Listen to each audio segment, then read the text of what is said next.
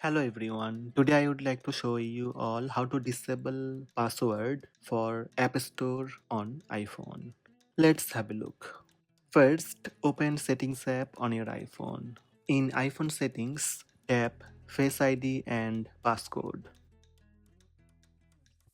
Enter your iPhone passcode to confirm it's you. Under Use Face ID for, simply turn off iTunes and App Store. Now go back to settings and tap your Apple ID. Then tap Media and Purchase. Tap Password Settings. Under Free Downloads, simply turn off Require Password.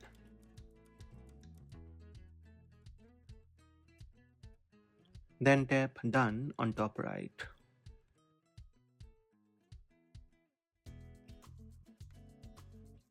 Go back to Settings and close Settings app. Now try to download any app from App Store and it will not ask you passwords.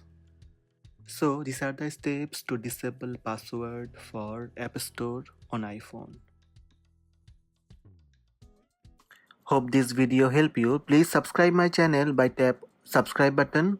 Also tap the bell icon to receive notifications about all new videos.